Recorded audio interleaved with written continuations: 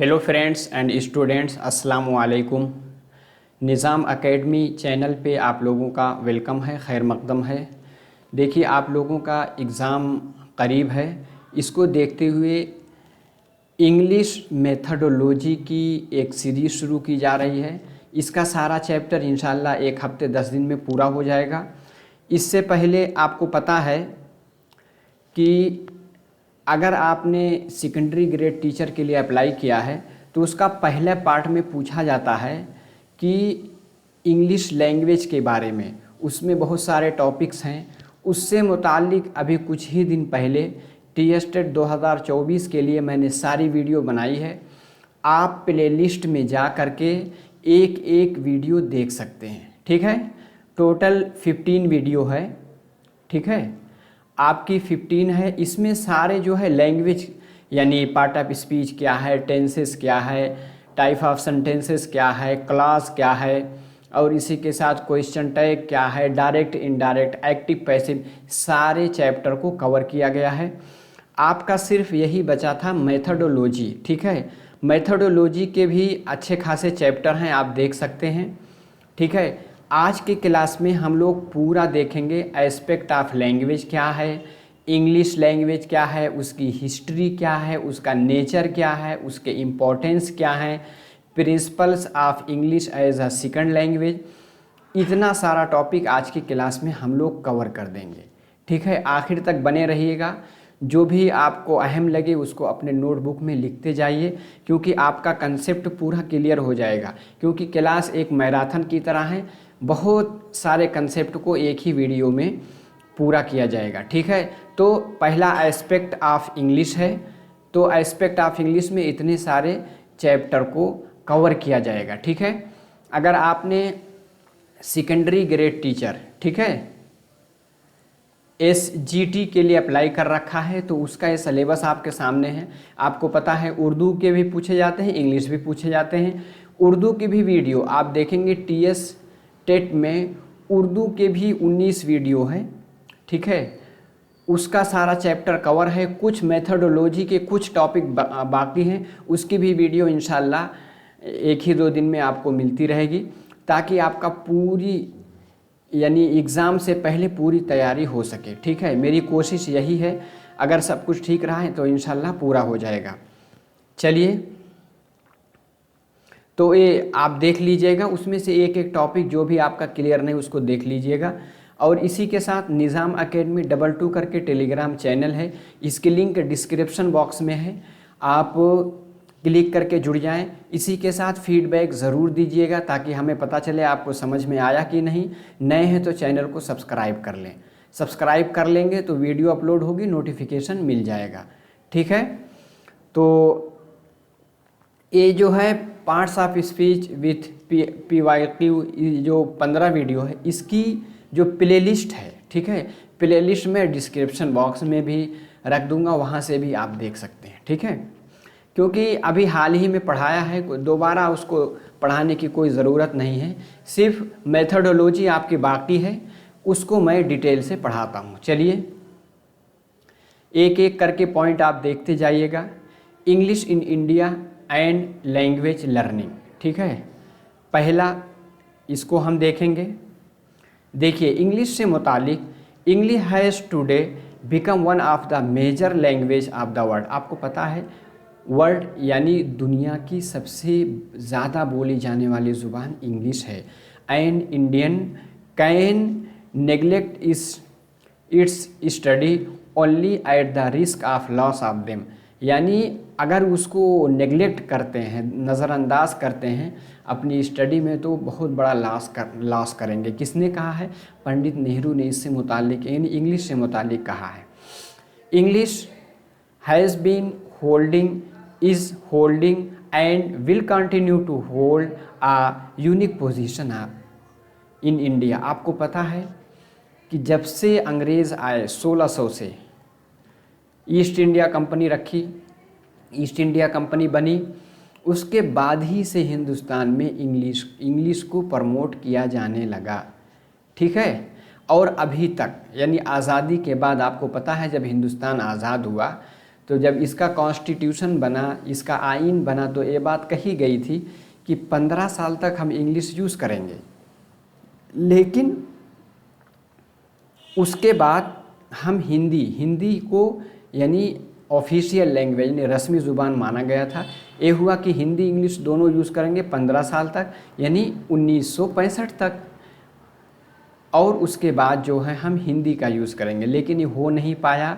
1963 में ओला एक्ट आया यानी ऑफिशियल लैंग्वेज एक्ट। उसमें एक कहा गया हिंदी आपकी ऑफिशियल लैंग्वेज है और इंग्लिश क्या है, इंग्लिश को ऑफिशियल लैंग्वेज यानी एसोसिएट ऑफिशियल लैंग्वेज के तौर पे अभी तक 2024 तक यही कंसेप्ट चल रहा है। इसको जहन में रखिएगा।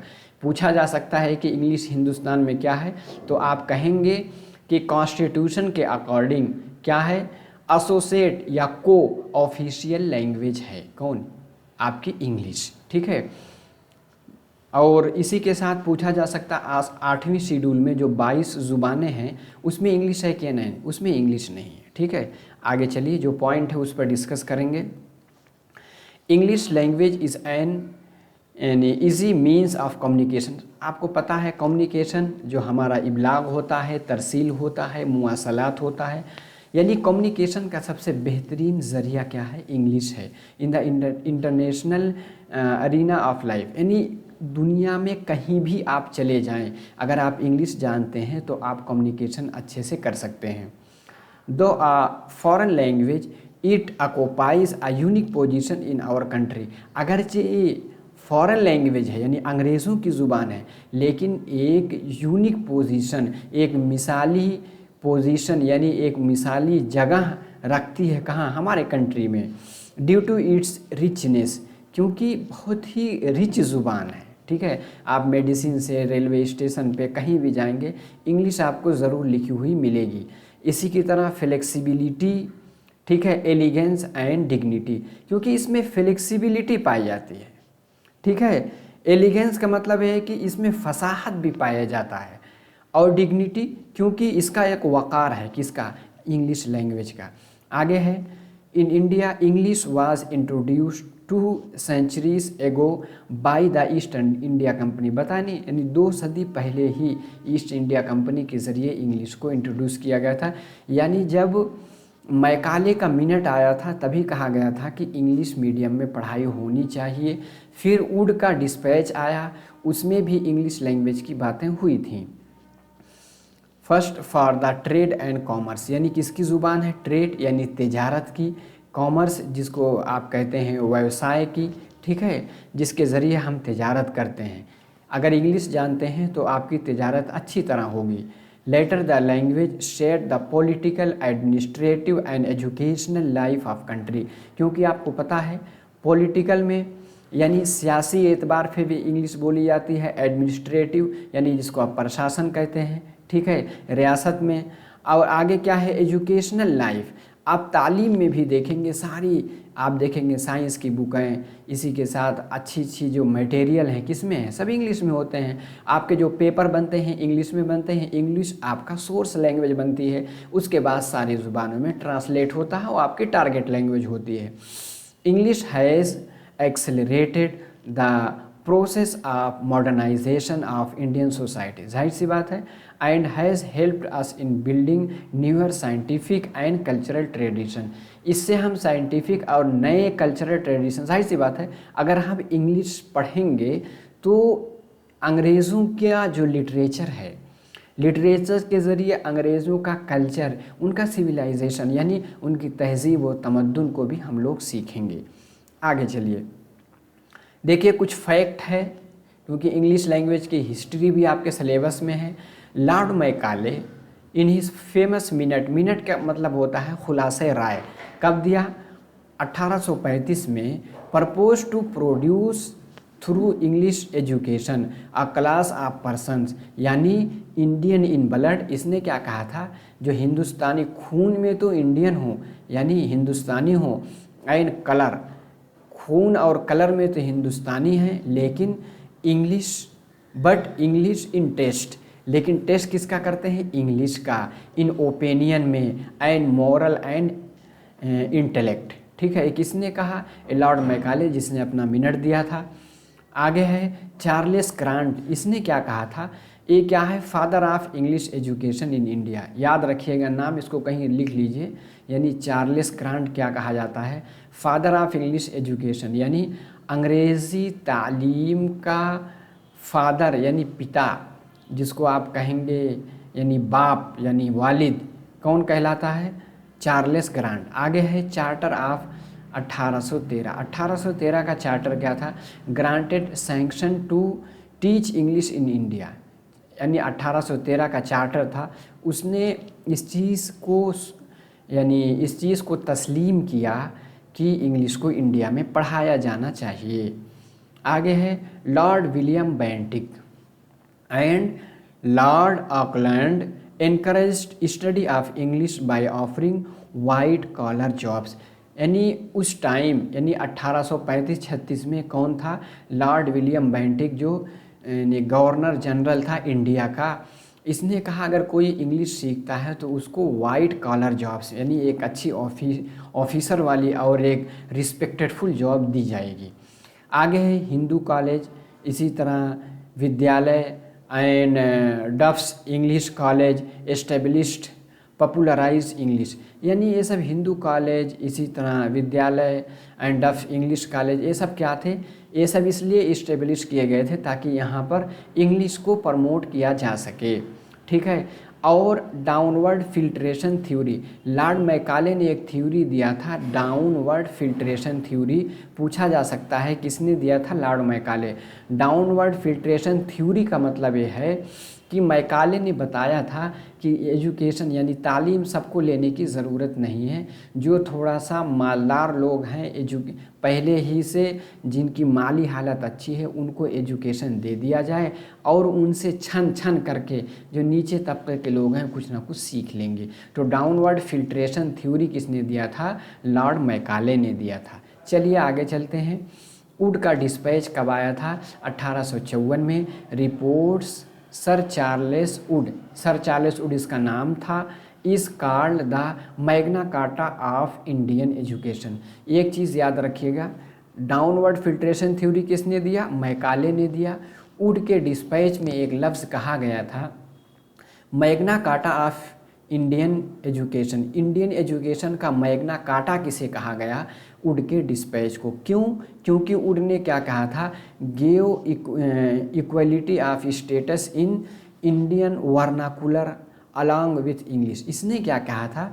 जो एजुकेशन का ज़रिया है, एजुकेशन का जो मीडियम है, वो कह रहा है कि इंडियन वर्नाकुलर होना चाहिए। यानी हिंदुस्तान में जो ज़ुबान है, अरबी, फ़ारसी, संस्कृत उस ज़माने में अंग्रेज़ों के ज़माने में चलती थी। क्योंकि आपको पता है जब मुग़ल की हुकूमत थी उस टाइम हिंदुस्तान की ऑफिशियल लैंग्वेज क्या थी?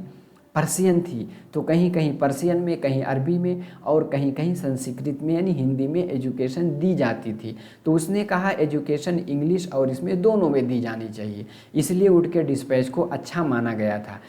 3 यूनिवर्सिटी वाज एस्टेब्लिश्ड, यानी उस टाइम उन्होंने 3 यूनिवर्सिटी कायम करने की बात की थी। एक कलकत्ता यूनिवर्सिटी, एक बॉम्बे, एक मद्रास, यानी 1857 में। ये क्यों कही थी? आपको पता है इसका स्टैंडर्ड जो लंदन की यूनिवर्सिटी है उसकी तरह, क्योंकि अंग्रेज़ जानते थे कि अगर हमको यही हुकूमत करनी है तो थोड़ा इंडियन लोगों को भी अंग्रेज़ी वगैरह सिखाएं ताकि हमारा काम चल सके। ठीक है। इंडियन एजुकेशन कमीशन यानी हंटर कमीशन 1882 में आया। ठीक है। अब इतना हो गया। इंग्लिश आफ्टर इंडिपेंडेंस, यानी जब हिंदुस्तान आज़ाद हो गया, कब? 1947 में। उसके बाद इंग्लिश की क्या सिचुएशन थी उसको देखते हैं। After independence English was taught as a second language. English दूसरी ज़ुबान के तौर पर पढ़ाई जाती है, पहली ज़ुबान उनकी इलाकाई ज़ुबान या मादरी ज़ुबान होती है। ठीक है। इंग्लिश बिफिटिंग आवर कंडीशंस, यानी जो हमारी सिचुएशन है उससे बिल्कुल फिट बैठती है। कौन? इंग्लिश। यानी स्लोगन आफ्टर इंडिपेंडेंस, यानी आज़ादी के बाद ऐसा स्लोगन, ऐसा नारा दिया गया कि एजुकेशन बिफिटिंग आवर कंडीशंस। ठीक है। तालीम हमारी हालात के लिए फिट बैठती है। It was a precious gift given by यानी गॉडेस आगे है Saraswati and it would be foolish to throw away the body along with bath water. ये किसने कहा था? ए राजा जी। आप एक चीज़ याद रखिएगा, राजा राम मोहन राय ये वुड के डिस्पैच से भी मुतासिर थे, एडम की जो रिपोर्ट आई थी उससे भी मुतासिर थे, और राजा राम मोहन राय ने ये बात मानी थी कि हिंदुस्तान के लोगों को इंग्लिश सीखना चाहिए। तो राजा राम मोहन राय इंग्लिश के फेवर में थे, ठीक है, हिंदुस्तानी थे। आगे चलिए। After a lot of discussion and debates over the status of English in our country between politicians and the educationist, यानी पॉलिटिशियन यानी जो सियासतदान हैं और तालीमदान, उनके बीच में बहुत ज़्यादा डिस्कस हुआ। It was decided to continue English as one of the compulsory language in our education. ये बात कही गई कि इंग्लिश क्लास 10th तक सभी लोग को इंग्लिश पढ़ना चाहिए ऐसा एक लैंग्वेज के तौर पे, ठीक है। कमीशन एंड कमेटी क्या क्या बनी थी इसको देख लेते हैं। English is the key to the storehouse of knowledge not yet available in the Indian language and as a window to the rapid progress of technology and scientific knowledge that is constantly taking place in the world। यानी language commission ने क्या कहा था, English जो है किसमें, technology और scientific knowledge में अपना पैर पसार रही है, सारी जानकारियाँ उसी में अवेलेबल है, इसलिए इंग्लिश सीखना चाहिए। आगे क्या है, the first among the language is that which possess the largest number of excellent work. ये किसने कहा था, वॉल्टेयर ने कहा था। आगे है यूनिवर्सिटी एजुकेशन कमीशन 1948 यानी आज़ादी के बाद, headed by doctor S Radha Krishnan, नाम याद रखिएगा। यूनिवर्सिटी एजुकेशन के चेयरमैन कौन थे, डॉक्टर एस राधा कृष्णन। आगे है सेकेंडरी एजुकेशन कमीशन 1952-53, इसमें कौन थे, इसके चेयरपर्सन कौन थे, डॉक्टर लक्ष्मण स्वामी मुदालियर, ठीक है। Observe that English brought us political awakening and national unity. उन्होंने कहा कि अगर इंग्लिश हम सीखते हैं इसमें हम सियासत के बारे में अच्छे से जानेंगे और पूरे हिंदुस्तान में एक यूनिटी भी कायम होगी, यानी मुदालियर कमीशन ने इंग्लिश से मुतालिक कहा था। आगे है it recommended that our youth should acquire knowledge from all sources and contribute their share to expansion and development, ठीक है। In this English is bound to play an important part। आगे क्या है, द ऑफिशियल लैंग्वेज एक्ट 1963, बताया नहीं कि कहा गया था कि 15 साल तक इंग्लिश यूज़ करेंगे फिर हटा देंगे, लेकिन 1963 ऑफिशियल लैंग्वेज एक्ट आया, इसमें कहा गया इंग्लिश क्या है, को ऑफिशियल लैंग्वेज, को ऑफिशियल लैंग्वेज बनी रहेगी 1963 से और अभी तक यही चल रहा है, ठीक है। आगे चलिए। आगे है amendment bill of 1967 insisted upon replacement of English by mother tongue at school stages. इसने कहा 1967 में जो अमेंडमेंट किया गया, जो तरमीम की गई, इसमें कहा गया था कि इंग्लिश को रिप्लेस किया जाए मदर लैंग्वेज, यानी मदर लैंग्वेज की जगह पे इंग्लिश मीडियम में भी तालीम दी जानी चाहिए इंडिया में। आगे है कोठारी कमीशन 1964-66 इंग्लिश एज आ लाइब्रेरी लैंग्वेज। किसने कहा था, कोठारी, दौलत सिंह कोठारी ने कहा था। It said an appropriate language policy would be developed to materially assist in social and national integration, यानी सामाजिक तौर पे, कौमी तौर पर अगर हम चाहें एक दूसरे के साथ तामुल करें, कम्युनिकेशन करें, तो उसके लिए इंग्लिश को जो है डेवलप किया जाना चाहिए। आगे क्या कहा गया, the central advisory board of education यानी CABA यानी central advisory board of education 1956 developed नहीं, अप्रूव्ड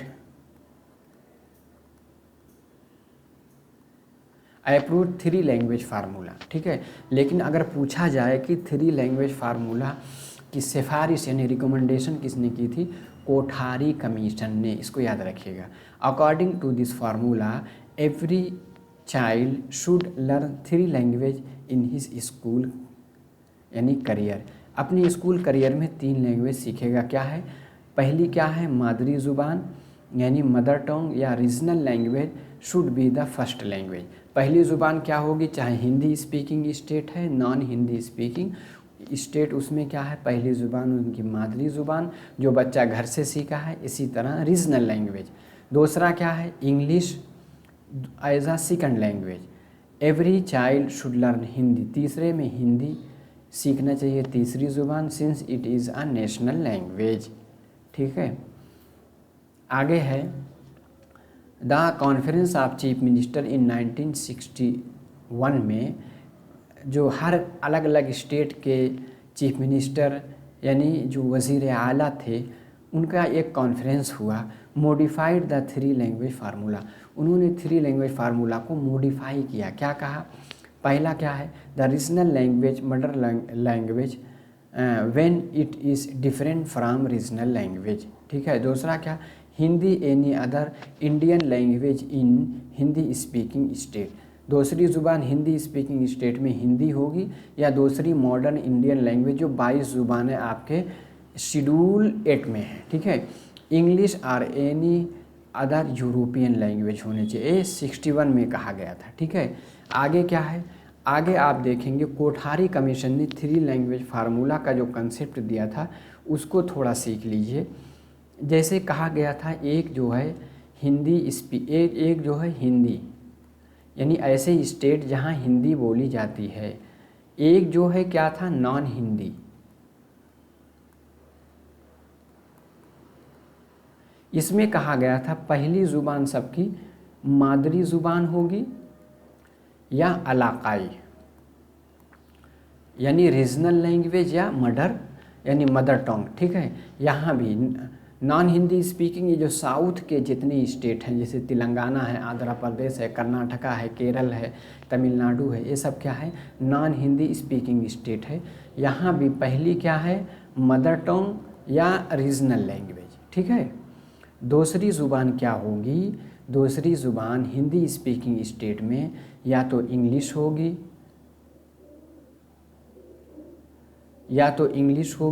या तो मॉडर्न इंडियन लैंग्वेज जो 22 ज़ुबानें हैं किसमें, आपके शेड्यूल 8 में, दोनों में से कोई एक पढ़ेगा। तीसरी यहाँ क्या होगा, यानी नॉन हिंदी स्पीकिंग में या तो इंग्लिश पढ़ेगा या तो हिंदी पढ़ेगा। अब तीसरी ज़ुबान अगर उसने इंग्लिश ले लिया, तीसरी ज़ुबान यानी मॉडर्न इंडियन लैंग्वेज में से कोई एक पढ़ेगा। अक्सर जो नॉन मुस्लिम है पहले हिंदी रखते हैं, दूसरी इंग्लिश, तीसरी उर्दू वगैरह रख लेते हैं, ठीक है। तीसरी यानी एक इंग्लिश और एक हिंदी, एक इंग्लिश, तीसरी जो है नॉन मुस्लिम जो है संस्कृत पढ़ते हैं। और मुस्लिम में क्या है, हिंदी स्पीकिंग स्टेट में एक ज़ुबान हिंदी लेंगे या पहली ज़ुबान उर्दू लेते हैं, दूसरी ज़ुबान हिंदी, तीसरी ज़ुबान इंग्लिश लेते हैं। यहाँ क्या है, नॉन हिंदी स्पीकिंग स्टेट जैसे कि आपका तेलंगाना है, इसमें क्या है, दूसरी ज़ुबान इंग्लिश या हिंदी, तीसरी ज़ुबान जो इसमें से ना पढ़ी हो, अगर इंग्लिश ले लिया तो हिंदी लेना पड़ेगा, हिंदी ले लिया तो इंग्लिश लेना पड़ेगा, ठीक है। इस कंसेप्ट को याद रखिएगा। आगे है national policy on education 1968, Hindi as link language, Hindi को लिंक लैंग्वेज माना गया, and English as language of science and technology. National policy on education 1986, setting of the rural school, college and university, यानी इस गांव देहात में स्कूल की बात की, कॉलेज और यूनिवर्सिटी की। इसी की तरह नवोदय विद्यालय की सिफारिश किसने की थी, नेशनल पॉलिसी ऑफ एजुकेशन, ठीक है, 1986, ठीक है। Navodaya Vidyalaya were set up under this act, इसी एक्ट के तहत नवोदय विद्यालय को भी कायम किया गया था। आगे है आचार्य रामामूर्ति कमेटी ये कब बनी थी? 1986। Emphasized the hours of study and levels of attainment in Hindi and English, ठीक है, irrespective of duration of study. इन्होंने कहा कि लेवल ऑफ स्टडी किस में होनी चाहिए? इंग्लिश और हिंदी दोनों पढ़ना चाहिए लोगों को। आगे है English in the present day context. अब हम देखेंगे आज मौजूदा ज़माने में इंग्लिश की क्या सिचुएशन है। There is no clear cut policy on the status of English in Indian education. Different states adopted different method and the place of English in the school and college levels differ from state to state. अलग अलग जगह कहीं English medium पढ़ाया जाता है, कहीं English को as a subject होता है। अब देखेंगे आंध्र प्रदेश या Telangana, English is introduce at class 3, यानी तीसरी जमात में इंग्लिश को लाया गया। इसको याद रखिएगा, पूछा जा सकता है कि तेलंगाना में कब? तीसरी जमात में इंग्लिश को, ठीक है। आगे है need for learning English. English is an international language, सब लोग मानते हैं। It is language of science and technology. English as a window on the world, यानी पूरे वर्ल्ड में एक विंडो का काम करती। कौन? English. The traveller who can speak English will find somebody who can read English, can speak, can keep in touch with the whole world without यानी living this his house. कह रहे हैं कि अगर कोई इंग्लिश जानता है पूरे वर्ल्ड में किसी भी शख्स से वो आसानी से घर बैठे हुए बात कर सकता है। सही बात है। It is language of trade, इसी ज़ुबान में बिज़नेस होता है। इंडस्ट्री यानी कंपनियां खुलती हैं। एंड एडमिनिस्ट्रेशन, यानी जितने आप देखेंगे एडमिनिस्ट्रेशन के काम किस में होते हैं? इसी ज़ुबान में। आप देखेंगे कोई फैसला कोर्ट का आएगा किस में? इंग्लिश में आएगा। Language of the inter state communication, एक स्टेट से दूसरे स्टेट में जो कम्युनिकेशन होता है वो इंग्लिश ज़ुबान में होता है। लैंग्वेज ऑफ सोशल कम्युनिकेशन, समाज में एक दूसरे से कम्युनिकेशन इंग्लिश में होता है। लैंग्वेज ऑफ अपॉर्चुनिटीज़, अगर आप इंग्लिश जानते हैं तो दुनिया में बहुत कुछ कर सकते हैं, ठीक है। आगे है नीड फॉर लर्निंग इंग्लिश। क्या कहा जा रहा है? A language already known to the Indian, ठीक है, यानी पंडित नेहरू ने कहा था we know it is a good deal and we have people who can teach it, ठीक है। आगे कहा है a passport of employment. English passport of employment ने क्या कहा कि English opens to us prospectus of employment at home and abroad and offers means of cultural communication with other parts of the world, ठीक है। आगे देखिए, आगे क्या कहा जा रहा है? Need for English language, gateway of higher education and library language. आप लाइब्रेरी में जाएंगे अपना मटेरियल ढूंढने तो सबसे ज़्यादा आपको इंग्लिश में मिलेगा। और इसी के साथ हायर एजुकेशन यानी यूनिवर्सिटी लेवल पे जब आप जाएंगे तो वहाँ भी आपको इंग्लिश ही मिलेगी। One of the 6 official language of UNO यानी यूनाइटेड नेशन ऑफ ऑर्गेनाइजेशन, जिसको 24 अगस्त 1945 में यानी दूसरे जो सेकंड वर्ल्ड वार के बाद इसको कायम किया गया था पूरे वर्ल्ड में, यानी पीस यानी शांति सुकून कायम करने के लिए। उसमें 6 ऑफिशियल लैंग्वेज है, उसमें से एक इंग्लिश है, आपकी हिंदी नहीं, ठीक है। 6ठी ज़ुबान आपकी अरबिक भी है। तो बस हमें जानना है कि इंग्लिश उसमें एक ऑफिशियल लैंग्वेज जिसमें काम काज होता है, ठीक है। अब हम एक बात छिड़ती है कि इंग्लिश इंडिया में उसका क्या लेवल है। Second and foreign language distinction, कहीं सेकंड लैंग्वेज कहीं फॉरेन लैंग्वेज इंग्लिश को कहा जाता है। इससे सवालात बहुत पूछे जाते हैं, याद रखिए। देखिए ज़ुबान का 3 हिस्सा है, एक मदर टंग या फर्स्ट लैंग्वेज, अगर मादरी ज़ुबान है तो पहली ज़ुबान कहलाएगी। सेकंड लैंग्वेज यानी L2, फॉरेन लैंग्वेज यानी FL, ठीक है। 3 कैटेगरी बांटी जाती। अब थोड़ा सा आप सीख लीजिए।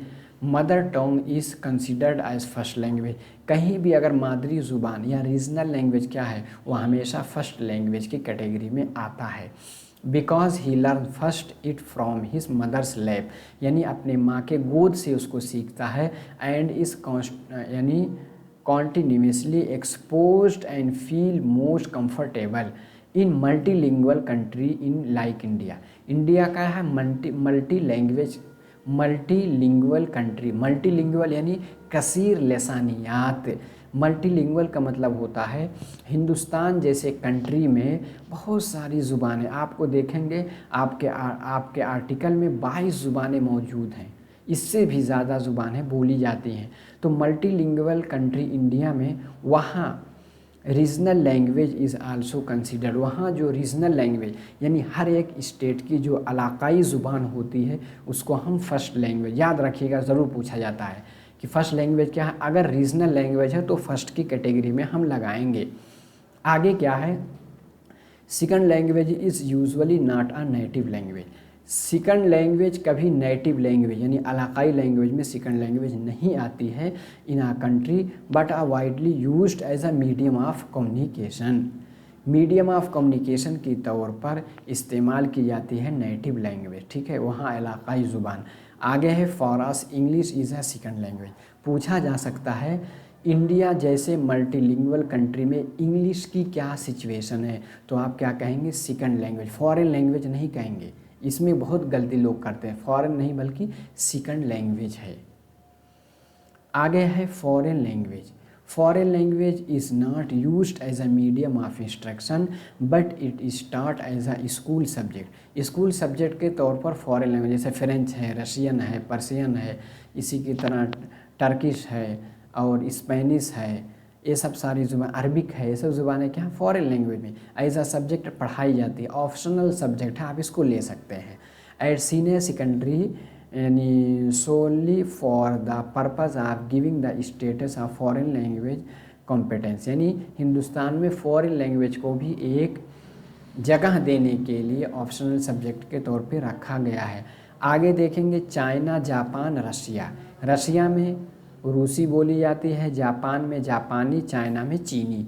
English is a foreign language क्योंकि वहाँ के लोग कहीं भी इंग्लिश का यूज़ नहीं करते। और इंडिया जैसे कंट्री में English as a second language, क्योंकि इंग्लिश क्या है को ऑफिशियल लैंग्वेज है। 1963 जो ओल यानी ऑफिशियल लैंग्वेज एक्ट आया था, ठीक है। उम्मीद है कि छोटी सी क्लास में आपने बहुत सारे कंसेप्ट को क्लियर कर लिया। अगली क्लास में आप प्रॉब्लम ऑफ इंग्लिश लैंग्वेज जो अगला वाला चैप्टर है उसको इंशाल्लाह अगली क्लास में कवर करेंगे और उसके बाद फिर हम दूसरे चैप्टर में पहुंच जाएंगे। जाने से पहले नए हैं तो सब्सक्राइब ज़रूर कर लें और इसी के साथ फीडबैक देकर भी जाएं, ठीक है। देखिए इंग्लिश लैंग्वेज से मुतालिक वीडियो उस TS टेट 2024 जो इंग्लिश लैंग्वेज की जो सारी वीडियो 19 है वहाँ से आप देख लीजिए आराम से, ठीक है।